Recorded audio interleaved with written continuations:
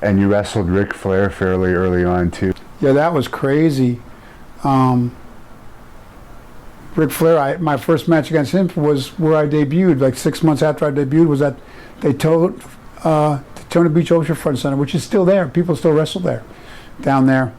And I'll never forget Ric Flair coming in with the custom suit and the designer shades and the limo and the Rolex and diamond rings, and I was like, oh man, I want to be like him. And we had an hour Broadway. I don't know how he got me through that match at my level of experience, but he carried me through a 1 hour Broadway. I didn't know he called a sunset flip. I didn't even know what a sunset flip was at that point. Was he the heel in that match, or were you? You know, I was a heel at the time, and he was a heel, but the crowd, Rick turned the crowd against him, and so the crowd there, I would say, was definitely for me. Heel versus heel, 6 months into the business, going an hour. That's crazy. That is insane. But God bless Nate. Yeah. Man, take a guy with that inexperienced as I was and get me through an hour of Broadway. I don't know how he did that. He's unbelievable.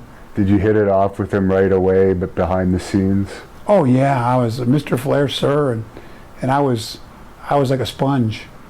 And he gave me some advice afterwards. I didn't realize he'd gone back and put in a really ran and raved about me back in Charlotte at the time where the Crockett's were in NWA wrestling, which led to me eventually, less than 6 months later, making my debut there. But that was all Rick going back and talking to Dusty and the Crockett family and saying, you got to take a look at this guy.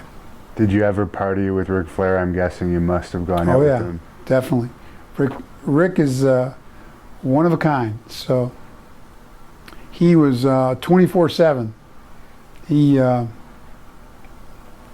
sometimes hanging out with Rick, you almost felt like you didn't sleep at all or more than a couple hours, because we'd train in the afternoons, wrestle at night, and a lot of times have to travel, fly in the morning, and go. So if you went out and got out of the building at midnight after you get showered and got out, and we're out at all, it was already 3, 4 in the morning, and we'd go out, party a little bit, and grab a meal or something. My gosh, sometimes I feel like I didn't sleep for days at a time with Nate.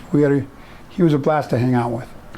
What was the craziest thing you ever saw him do? Obviously, he's known for streaking, I guess you could say. Yeah, he did a little bit of that, and just buying trays full of shots.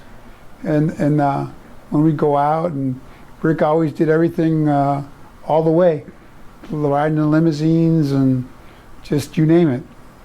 Definitely.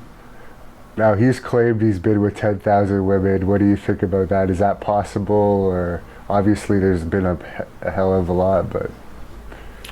I don't know. I think him and Will Chamberlain both make the same claim. Let's just say Rick definitely made a good effort. I don't know if he reached that number or not, but he definitely made the effort, I think, for sure.